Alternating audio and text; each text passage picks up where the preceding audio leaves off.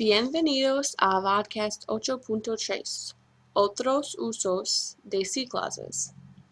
Welcome to Vodcast 8.3, Other uses of C clauses. Student learning goals.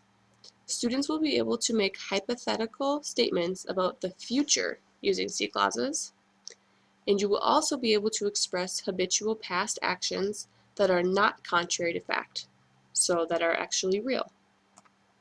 Hypothetical statements about the future.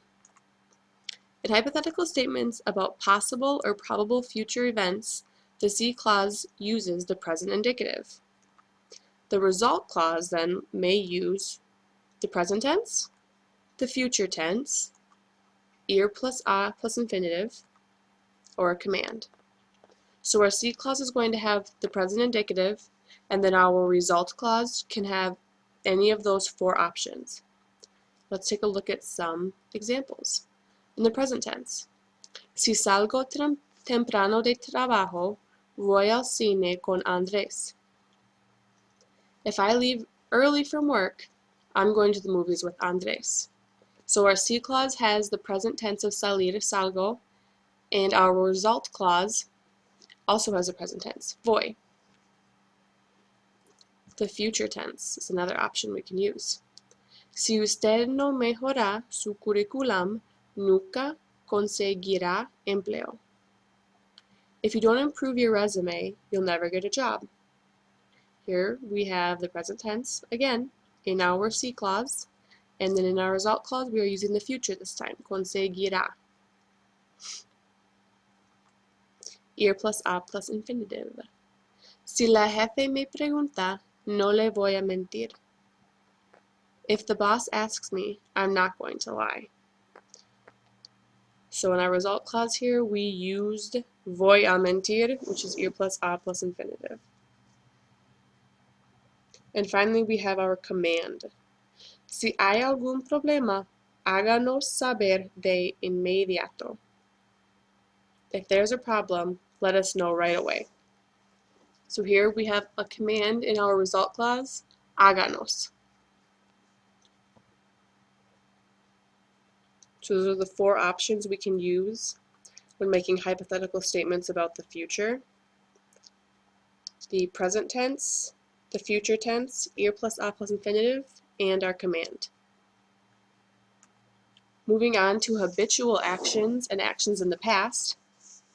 In statements that express habitual past actions that are real, so that it actually occurred, both the C clause and the result clause use the imperfect.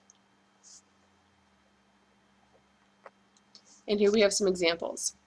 So as you can see, the C clause and the main clause, like I just said, both use the imperfect. So these are events that actually occurred. We already know that the imperfect is used for habitual actions in the past, so that's why we're using this. Si Milena tenía tiempo libre, siempre iba a la playa. If Milena had free time, she would always go to the beach. So yet again, this is something that would happen often in the past, and that's why we're using the imperfect.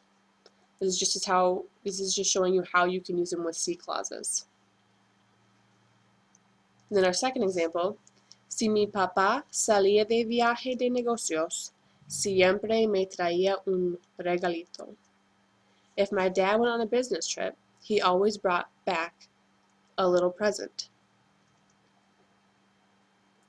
So as you can see, because our C clauses are first in both of these examples, we have commas after them, but we could flip them the other way, and we could have the main clause first and our C clause second, and then we would eliminate the need for the comma.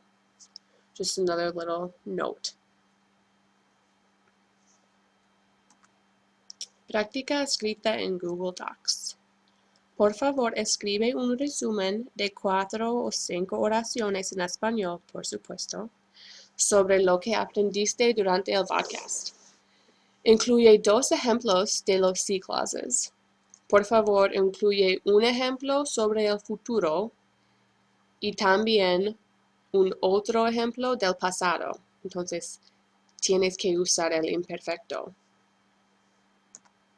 Y escribe 1 o 2 preguntas sobre dudas que todavía tienes de los usos del C clauses y por favor Hagan preguntas apropiadas y buenas si tienen.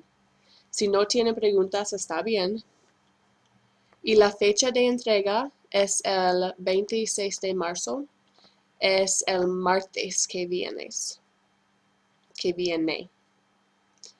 Entonces, gracias y hasta luego.